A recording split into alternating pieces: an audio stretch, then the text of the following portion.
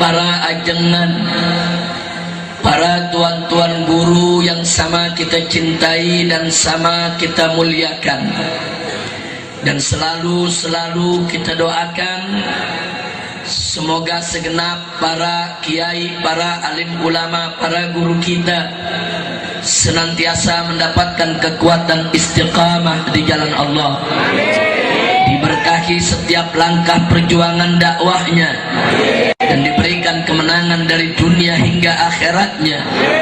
Amin ya rabbal alamin. Dan secara khusus salam penghormatan ini kita sampaikan kepada keluarga besar dari guru kita, orang tua kita yang telah meninggalkan kita 14 tahun yang lalu, sahibul haul almarhum wal maghfurulah Kiai Haji Matinuddin Ibrahim. Allah subhanahu wa ta'ala an yataghashahu birahmati wal maghfirah wa an yataqabbala minhu jami'a salihatihi wa tajawaz anhu jami'a sayyiatihi wa an yaj'alahu min ahlil khair wa yajma'ahu ma'a jami'i ahlil khair wa yab'athahu fi sumrati ahlil khair wa an yunzila alayhi fi qabrihi kulla khair wa ila hadratin nabi sayyidina Muhammadin sallallahu alaihi wasallam bisirril Fatihah.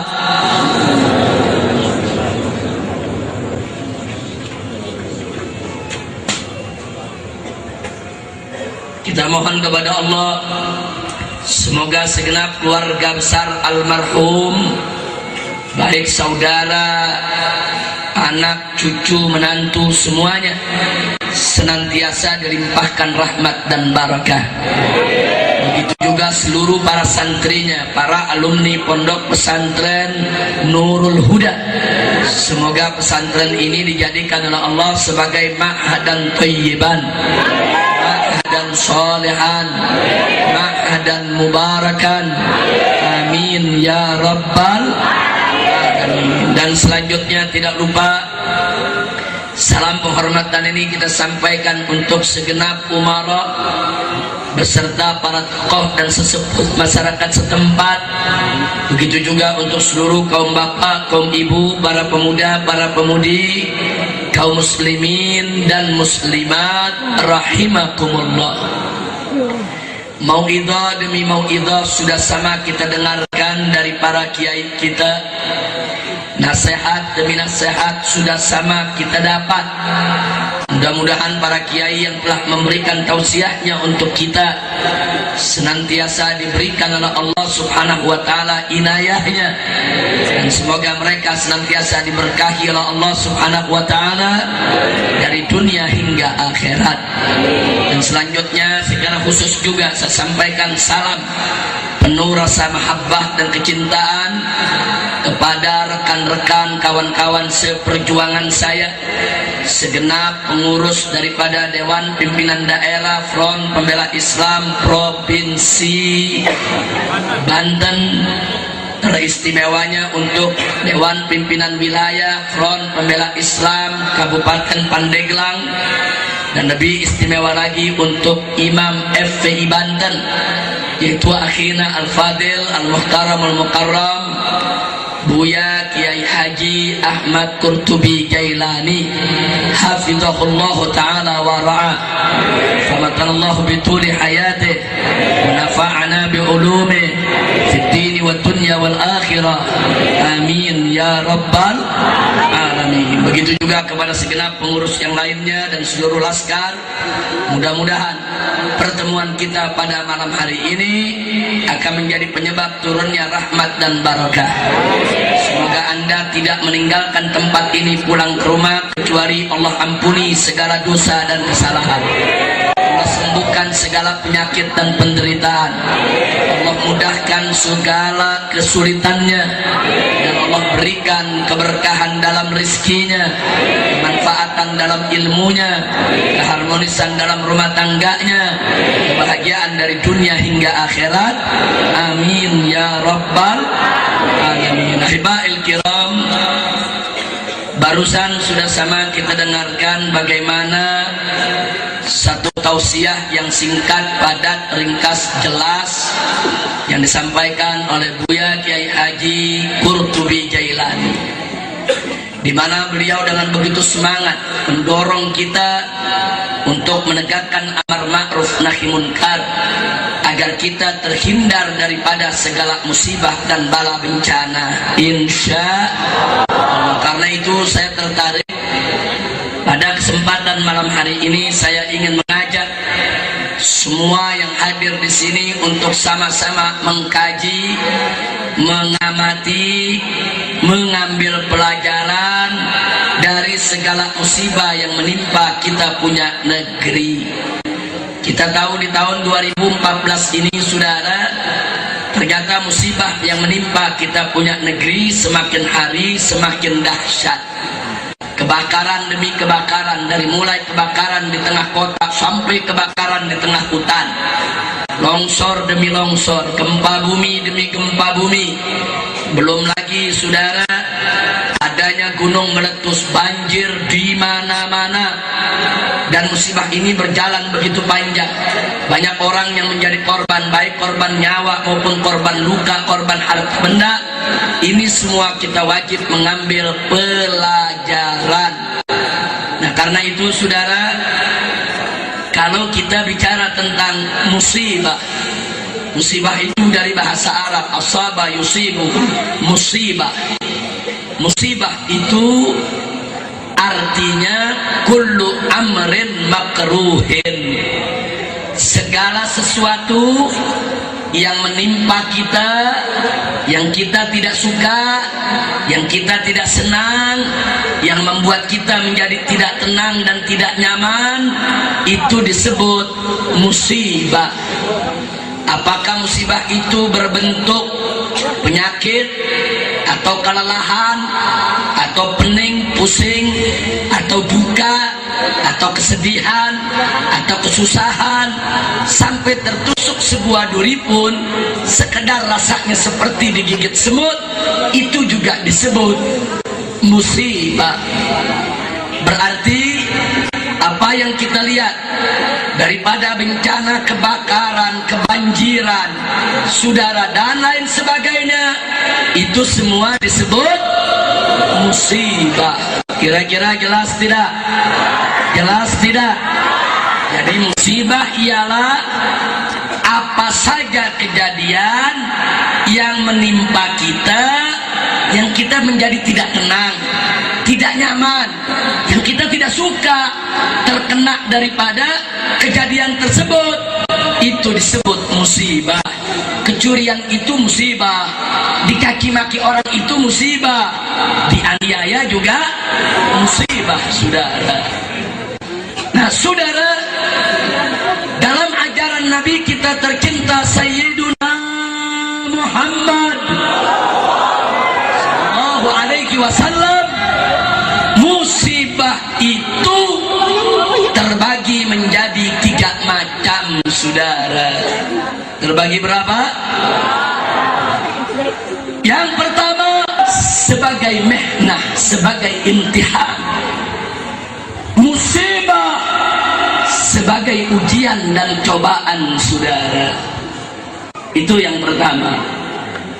Yang kedua, musibah sebagai indar, sebagai tahdzir, sebagai peringatan. Dan yang ketiga, musibah sebagai adab, sebagai siksa, sebagai kemurkaan Allah, kemarahan Allah, laknat dari Allah. Itulah 3 jenis musibah yang kita mesti kenali, saudara, supaya kita tidak salah menerjemahkannya. Pertanyaannya, bagaimana cara kita membedakan mana musibah yang ujian, mana musibah yang peringatan, mana musibah yang siksa sebagai tanda kemarahan dan kemurkaan Allah? Jawabnya tergantung orang yang terkena musibah, saudara. Maksudnya yang pertama, jika suatu musibah menimpa orang yang beriman, bertakwa kepada Allah, selalu menjalankan kewajiban, selalu meninggalkan segala kemunkaran, takut kepada Allah, senantiasa mencari ridha Allah, dia jalankan segala perintah Allah dan dia tinggalkan segala larangannya. Al-mu'minut taqi, orang mukmin yang bertakwa. Kalau orang semacam ini mendapatkan musibah dari Allah, maka musibah tersebut tidak lain dan tidak bukan adalah ujian. Untuk apa mereka diuji? Liraf'i darajatihim indallah, untuk diangkat derajat mereka, kedudukan mereka di sisi Allah Subhanahu wa ta'ala.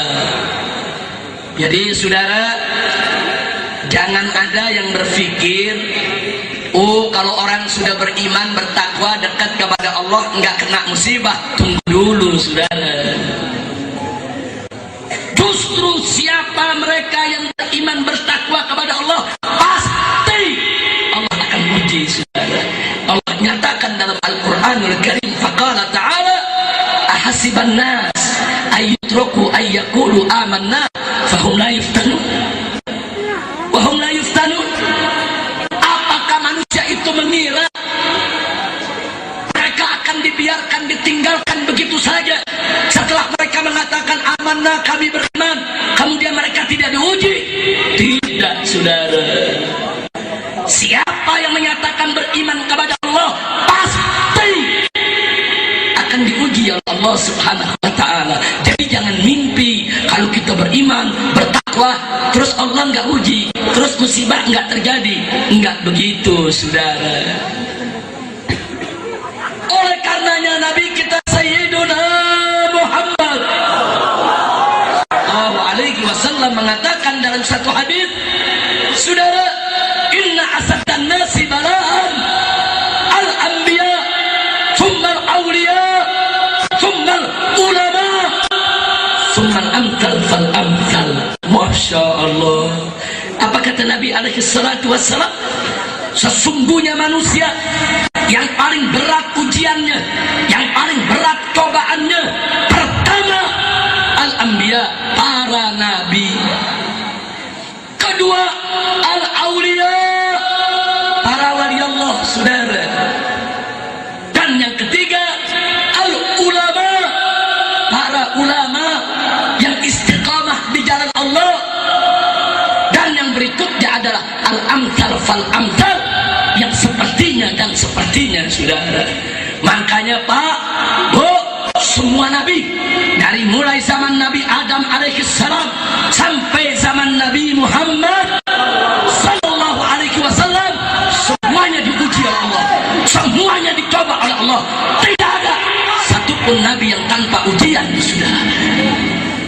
Bahkan kita punya Nabi alaihi salatu wassalam, tidak ada hari tanpa ujian. Tidak ada hari tanpa ujian. Tidak ada hari tanpa cobaan. Enggak ada saudara. Begitu beliau mendapatkan risalah, begitu beliau diangkat menjadi nabi, berbagai macam ujian beliau dapatkan. Mulai dari dihina, dicaci maki, diteror, diintimidasi, pengikutnya dianiaya, dibunuh, beliau diperangi, beliau diusir, beliau dikepung mau dibunuh, beliau diperangi sampai akhir hayatnya oleh musuh-musuh Allah. Oleh karena itu saudara, nabi kita adalah nabi yang terberat ujiannya, yang terberat cobaannya, sehingga tidak heran kalau beliau tampil sebagai nabi yang terbaik, kekasih Allah, Sayyidul Anbiya wal Mursalin, Nabiyuna Muhammad sallallahu alaihi wasallam. Kira-kira jelas tidak? Jelas tidak? Jadi kalau begitu orang yang beriman diuji tidak oleh Allah? Pasti saudara. Tapi yang namanya orang beriman, sebagaimana kata Nabi, ajaban li amril mu'min, ajaib urusan orang yang beriman. Ajaib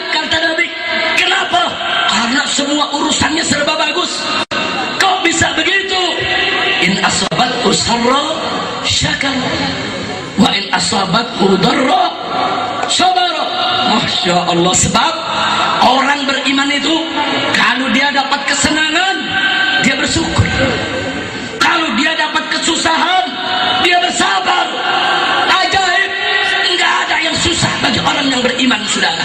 Makanya orang yang beriman bertakwa kepada Allah diuji model bagaimana saja mereka anggap itu bukan musibah, saudara.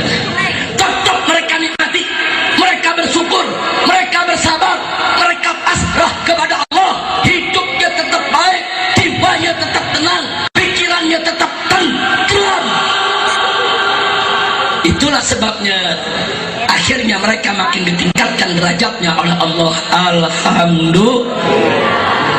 Kira-kira jelas tidak? Malam ini kita memperingati Maulid Nabi, manusia yang paling mulia, diuji oleh Allah beliau, saudara. Malam ini kita peringati juga Haul Qutbul Aulia, pemimpinnya para wali, Syekh Abdul Qadir Al-Jailani, saudara, pemimpinnya para wali, imamnya para wali.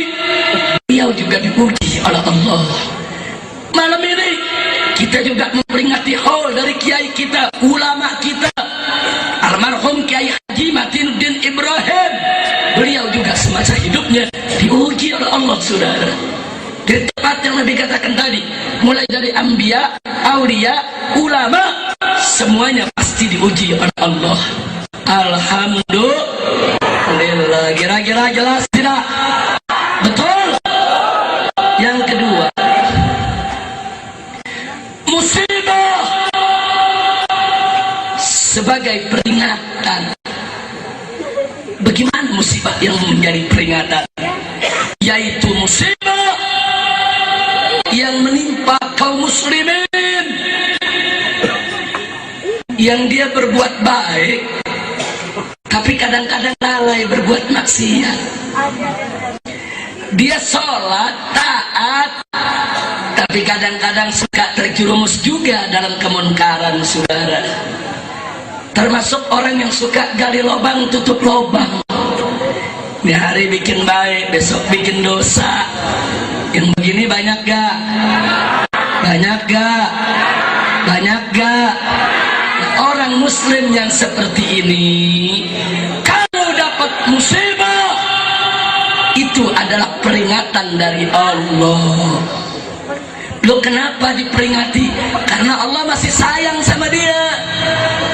Allah menginginkan taatnya ditingkatkan, maksiatnya stop, kebaikannya ditingkatkan, keburukannya stop.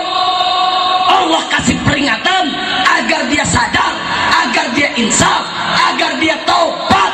Dia tingkatkan daripada taatnya, stop maksiatnya, tingkatkan kebaikannya, stop keburukannya, saudara. Kalau orang macam ini mendapat musibah, kemudian insaf, kemudian sadar, maka musibahnya akan menjadi penghapus dosanya. Itu yang Nabi sabdakan dalam satu hadis sahih, sebagaimana dinukilkan oleh Al-Imam Nawawi dalam kitab Riyadhus Shalihin. Apa kata Nabi? Ma asabal muslima min nasabin wala wasabin.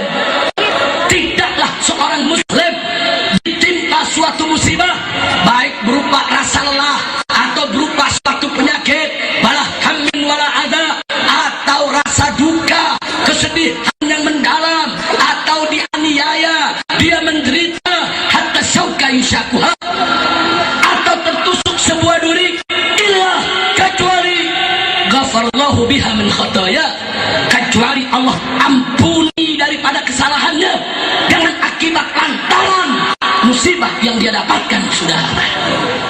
Alhamdulillah. Nikmat tidak jadi orang Islam, nikmat tidak jadi orang Islam. Tertusuk sebuah duri seperti digigit semut, ada dosa yang dihapus. Salat, dia syukur, dia sabar,